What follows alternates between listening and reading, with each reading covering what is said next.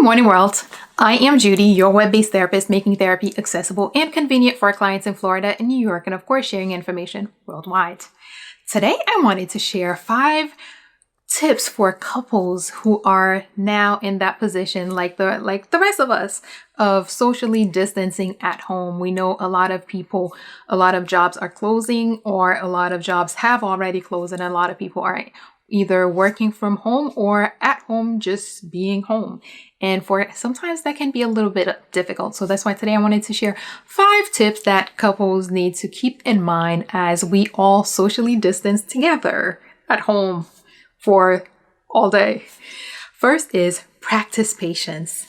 We are, as a community, as a world, as people, we are in a very different situation, a very difficult situation, and a very high anxiety situation. So a lot of people are a little bit more on edge. We're in uncharted territory. We're all facing something, or at least for most of us, we're facing something that we've never faced before. And that can cause people's tensions to be a little bit higher than they normally would. So be patient, especially when you're thinking that you and your spouse and your children and whoever else, pretty much, we need to be doing that with everybody else, because we're all a little bit edgy, because a lot of people are cooked up at home and not able to do the things they want to do and be out and about and do and go the places they want to go. So people are a little bit edgier. So take time and be a little bit more patient with what you're saying, with working with people, with dealing with people. Just practice patience. 2, take time to check in on each other. Even if you are in the same home 24 hours of the day with the person, sometimes we fail to take that moment to check on someone. And we need to do that, because right now, again, we're in a very different, very new, very anxiety producing situation. And it's important that we're checking on one another, checking on your spouse, checking on your friends and other people in your family too. But make sure that you're checking in with your spouse, just to make sure that, hey, all right, how are you handling this? How is everything going? How are you handling being in this house all day? So just a lot of stuff is going on, and just taking that time, just having someone take the time to check in and see how things are going can go a long way. So reach out, talk to them, check in on them, make sure they're doing good. And if there's something they need, do your best to help provide that for them. 3, be direct in your communication. I'm always saying how important communication is and how important it is to be direct, and we don't have our partners are not psychics, but now is a time when it is even more important, because people are edgy, things are different.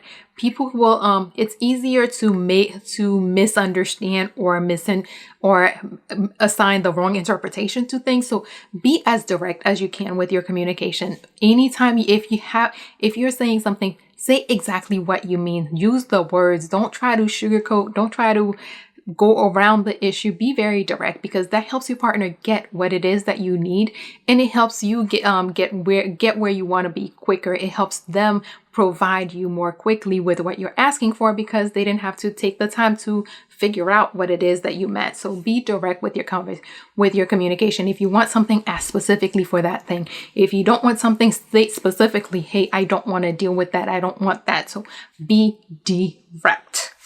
4, create an opportunity for alone time. Again, when you have whole families right now who are at home and not able to go to their various locations that they normally would go to, the time where they would have time to reflect, time to be alone, time to just be. Now that we don't have those places to go to, it's important that we're taking time.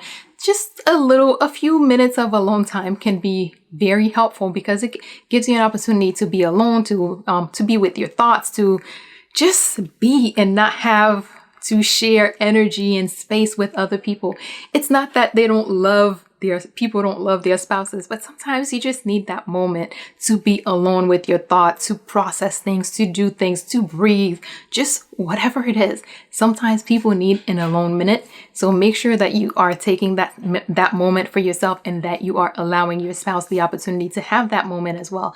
Whether you each choose to do your own an activity with that time or just be whatever it is that you choose to do with that time, make sure that you have that alone time and that your spouse gets it too. And finally, make it a point to have couple time. People look at being at home. Hey, we're here. We've been here for 3 days together in this house. But just because you were in this house for 3 days together does not necessarily mean that you were in this house together for 3 days. People go about and do different things throughout the day. So make sure that even in the midst of this craziness that we're going through, that you're taking time to be a couple, whether it's making sure that you have meals together, whether it's taking a little walk in the evening together, whatever it is that you're going to do, make sure that you're setting aside a little bit of time for yourself and your spouse, that you guys as a couple can just do, a couple things. All right, quick recap. 1, practice patience, because now everyone is edgy. Everyone is ready to burst. So make sure you're being as patient as you can and understand that people are having a hard time. 2, take time to check in on each other, because again, a lot of people are going through a lot of things that they're not used to. We're edgy. We're not sure how to handle it. So check in on your spouse and your friends too. Make sure everybody's doing well and help wherever you can. 3, be direct with your conversation or your communication, because it is critical that right now in this moment that we're not putting people in the position of having to figure out what it is that we mean. Be direct. You want something? Ask for it. 4, create opportunities for alone time, because everyone is spending so much time at home. Sometimes it's important that we have that little moment just to think or clear thoughts or our own thoughts. And finally, make it a point to have time as a couple, because even though you were in this house together all day or for the last week, it's still important to have your moments as a couple. And that's about it for today. Let's see. As always, if you or someone you know happens to be going through something that is more than you can handle, please make sure that you are reaching out and getting the help that you need, because right now, even with everything closed, there are a lot of professionals like myself who provide distance or remote services that you can access. So figure out who those people are in your community so that if you need help, you can reach out and get the help that you need. And that is all we have for today. Good morning, world. Have an awesome day.